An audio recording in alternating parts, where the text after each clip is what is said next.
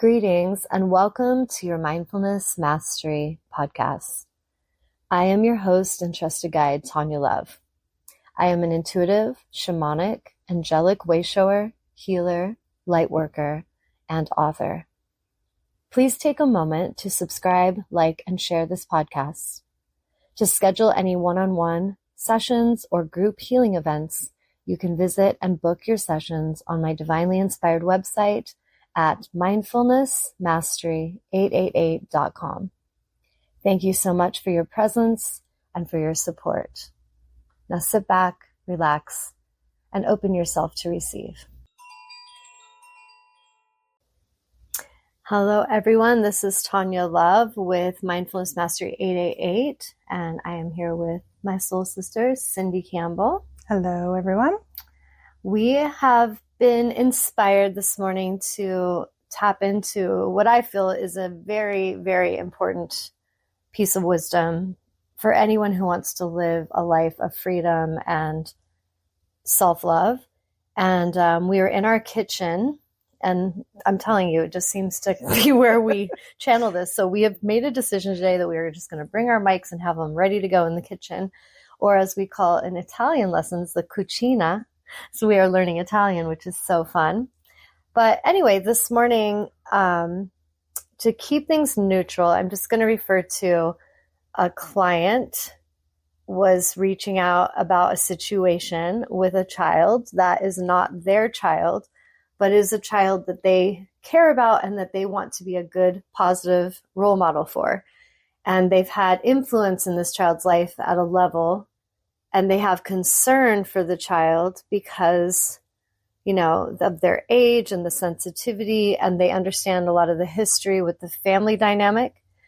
And so they were reaching out and kind of expressing how they were having a good time at this event that they had taken the child to, but they were the only one and the child didn't seem too impressed. And immediately I started to download understanding of what was going on within the dynamic.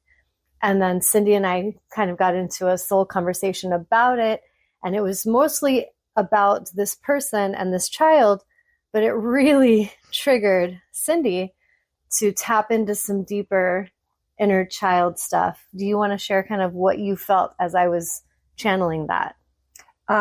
Yes. So there were two things that came in. One was kind of the energy of the child and seeing how I've witnessed that in other children in my life. I do not have children, but like other children that I've taken care of. So witnessing. So like family members that, like nieces, nephews, yada, yada. Yeah.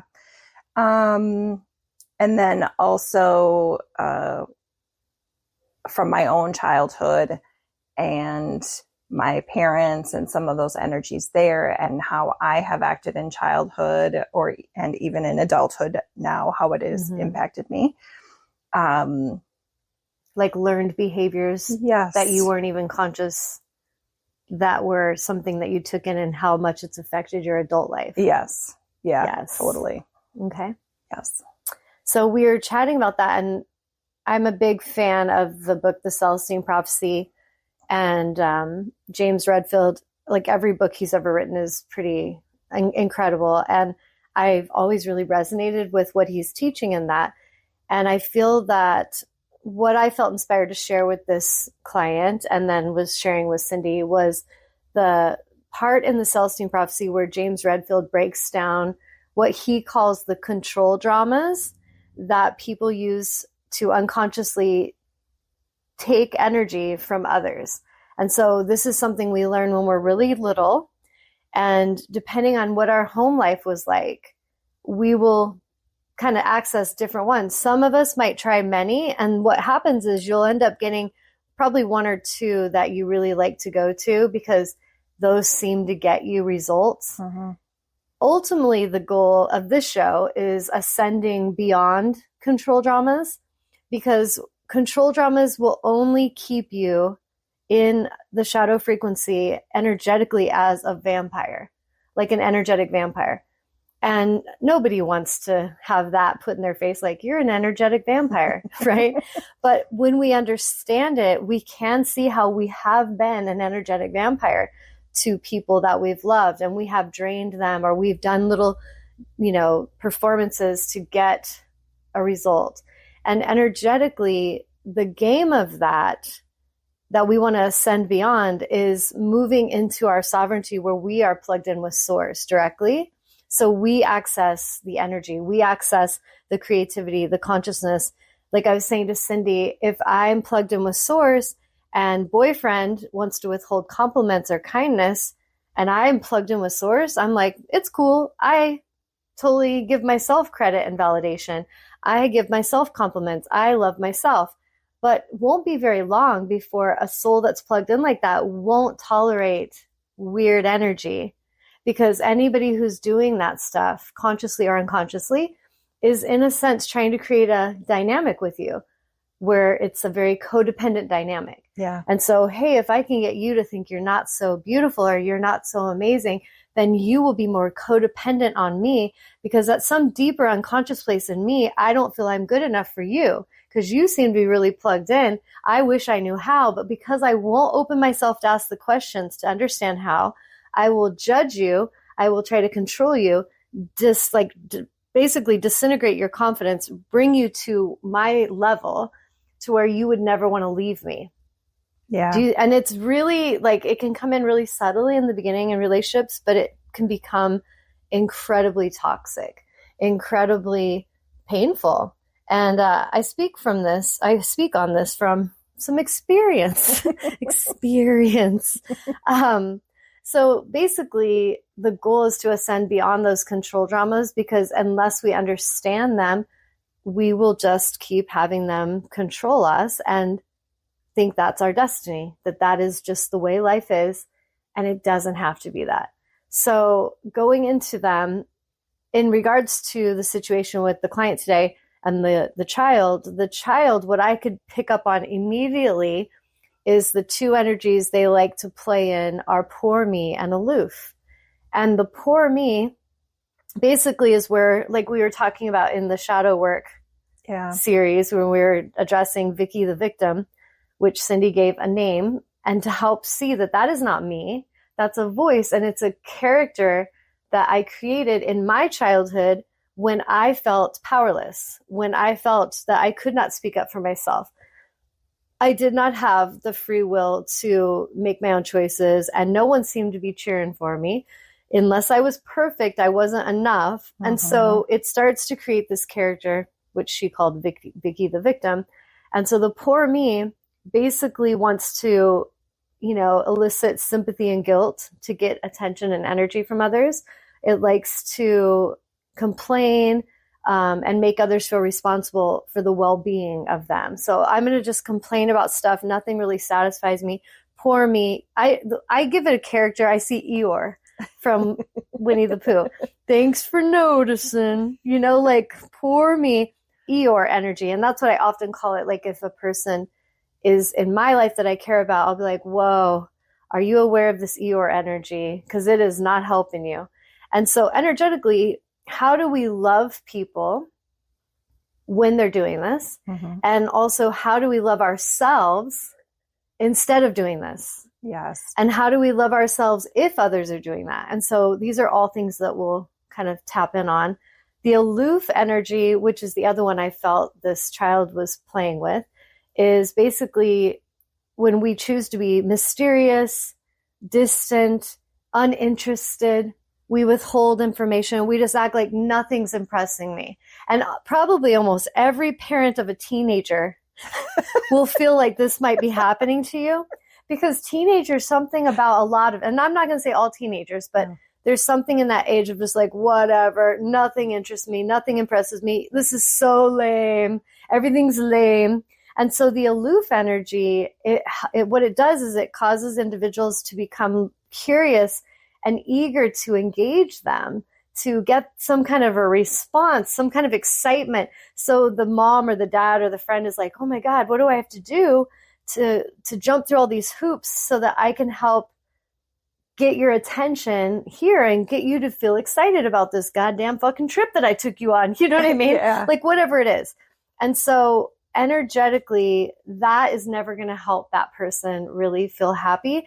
It's never going to help them enjoy their life. And so what I was saying to Cindy is we create these characters, but then we keep ourselves frozen and imprisoned by the character. So now I can't be excited and joyous. I can't be creative and, mindful. I can't be spontaneous and excited if I identify as aloof, uninterested Eeyore. Mm-hmm. So now it's like, I was saying something the other day to my partner as in regards to when people identify with something and they really just keep themselves stuck in this sense of smallness. And the definition of depression is when a part of us, like our soul is expanded. We have an excited vision of where we're expanding to and we can feel it. But then a part of our egoic, the wounded ego says, oh, no, I can't let go of this character. And so the depression is basically having a problem with releasing an old character, releasing an old sense of self. And if we can let ourselves see that and we can release that old sense of self, suddenly there's expansion. Does that make sense? Yeah, damn. So depression's when we're in the resistance, we're depressing, we're withholding, we're suppressing this energy that wants to explode and move out. And then we suffer and struggle and we feel heavy and we feel lethargic and unmotivated. We are doing it to ourselves. Yeah. Does that make sense? Yes. Any questions on that? No questions, but I definitely see where I played that role, especially as a teenager, right? Yeah. And then, yes, also going through depression. Like I had a lot of depression as a teenager, and wanting to like release that, like some part that you were just holding in yourself. Yes. Yeah. Does that make sense to you? Yes. Yeah. A lot. I feel like if people really are curious and not judgmental, they can find all their answers. Yeah. But a big part of it is we have to shift our energy to be curious about the games we might be playing, about the prison we might have created for ourselves, but not judgmental. And so even like I wanted to say, this just came in, whenever we're talking about things or the people that have inspired us or attacked and abused us, whatever it is, we're here saying it from a perspective of healing and liberation and sovereignty and helping souls understand the path to freedom. There isn't judgment. Like my mom and dad, for example, were incredibly abusive and very wounded humans, and they both have passed on. But I love my parents, and I came to a place of peace with them. And it doesn't mean I had to do that. They had to die for that. Like I actually came to peace with them while they were alive. And energetically, it doesn't mean that me withholding that truth of my own journey and how much that abuse and destruction impacted me, it's important to express that. And I feel the reason is not for my own ego, but for helping anyone out in the collective that is looking for healing to understand that these are real emotions. It's real, it's raw, it's truthful, and that we have to be courageous to speak that truth at times for our inner child. So me as an adult can speak truth on what I went through and how it impacted me. And that is healing my inner girl, my inner child. Yes. Does that make sense, Cindy? Yes. And I will say this, I certainly have had fear about talking about personal things, Yes. And like, oh God. Oh yeah. It's like, what's the repercussions going to be? Who's coming with me? Yeah. Who's going to suddenly block me? And that's a very valid thing, right? That this could change some things. Well, and I've had family members even be like, well, like, I understand that you went through this, but why does it have to be made public? Like, why do you have to talk about it in the public? Yes. Because, And there's ways that we have to feel that inside. Like, for example, me saying someone, a client or this, that, it could be like my brother, sister, lover. I'm gonna keep it that way, not because I'm not being truthful, but because, and there's times that I've said exactly who, but that's something if I feel the intuitive guidance to keep it vague on who it is, that's a subtle thing I can do to keep that private. But I feel like at times, like when you and I were discussing our dads, and like things we went through as little girls and how much that impacted us, I feel it's a really important thing for us to speak on, not because we hate our dads, right, but because we love ourselves and we're learning about our own journey. And if dad wants to listen and be curious to listen to understand and love his daughter, then dad will choose that. If dad wants to not even tune in and be oblivious to anything about your life, that's what he'll choose. If he chooses to tune in and listen just to see if you're saying some fucked up shit and he feels ashamed of it, that's what he'll choose. Yeah. So it's like a huge part of, I feel, freedom is really speaking your truth from yourself about your own journey.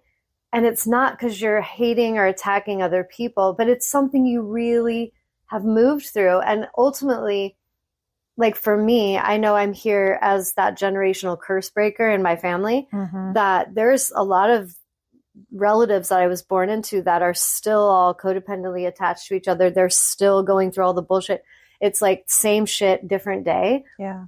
I haven't even tuned into them in years because that's not my story. And being a generational curse breaker soul means you're not afraid to walk alone. You're not afraid to ascend out of that swamp with all the other familiar swamp beings that you once called family. That's where we lived at one time. But ascension, sometimes it's like the dragonfly leaving the water. Like, I don't even know why, but man, I got to fly. And suddenly it flies away. And there might be relatives that find that incredibly inspiring and like, oh my God, did you see them fly? I didn't even know we could do that. And others might just want to throw rocks and shame me like, oh, who she thinks she is flying away? Like, that must be some weird, wicked voodoo shit. You know what I'm saying?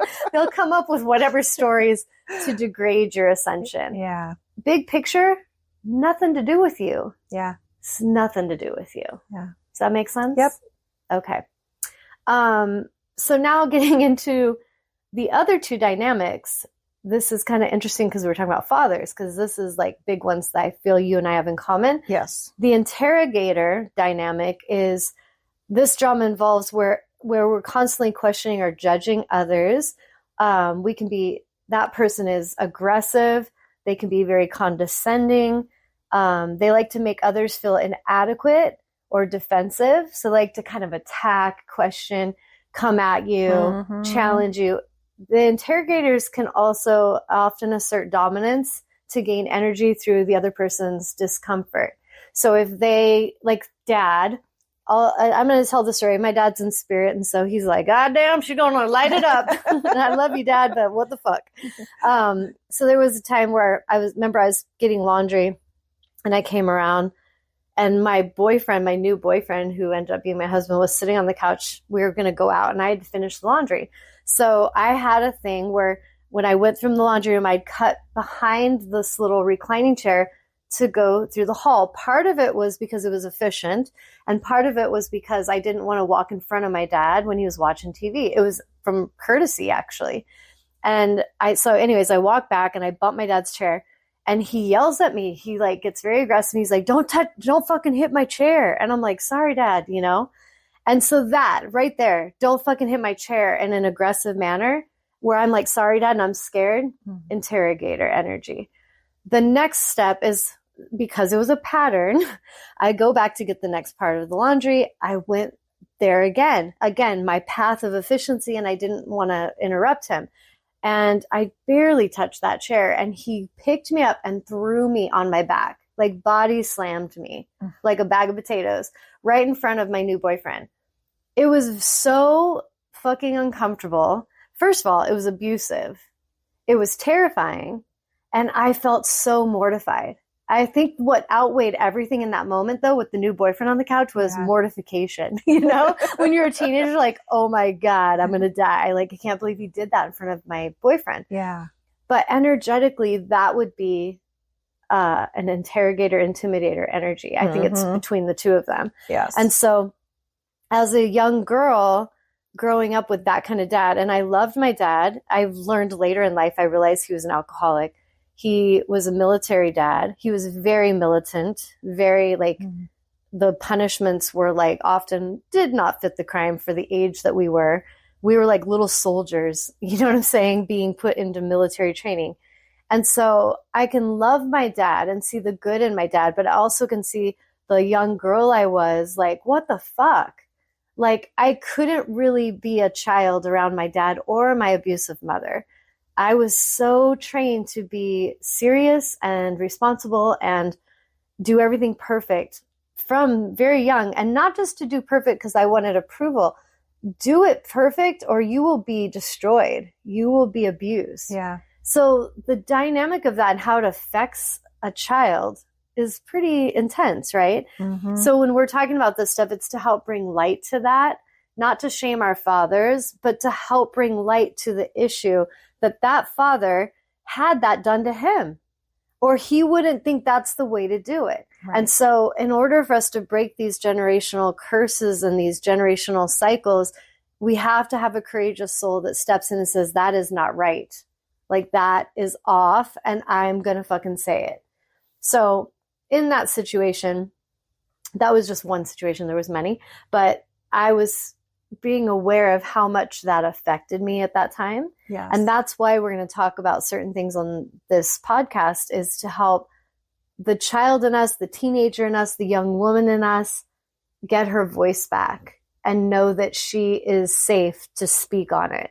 And that by speaking on it, we actually our intention is to help illuminate this so others will work on their own shadow and heal themselves. Because ultimately, we would all love to feel peace and happiness within ourselves. Yes. And we really want to live on a planet where humans are treating each other with love, honor, and respect.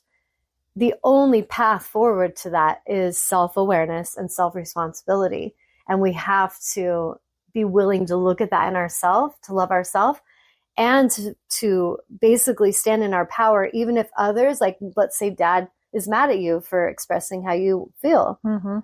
Okay, so be it. Yeah. It will be fine. And so we're going to sign off for now. And then I will be coming back to keep going on this conversation, but we're right around the 22-minute mark. So thank you guys for tuning in. This was episode 8. And again, it's connected to ascending beyond the control dramas. And we will be back for the next segment of this. You guys have a beautiful and blessed day, and stand up for yourselves. You're worth it. Thank you, everyone, for tuning in today to our most recent podcast of Mindfulness Mastery 888, The Real, Raw, and Truthful. For those who would like to book any one-on-one sessions, you can contact me at mindfulnessmastery888.com. A gentle warning on working in higher realms of consciousness. As you are listening to our podcast, you may feel or experience tingles, dizziness, or tiredness. This is your body giving you guidance that it needs to relax.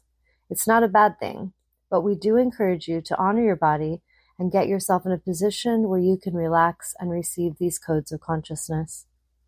I thank you for taking a moment to subscribe, like, share, and follow, and come back and check out our newest content. Have a blessed and peaceful day.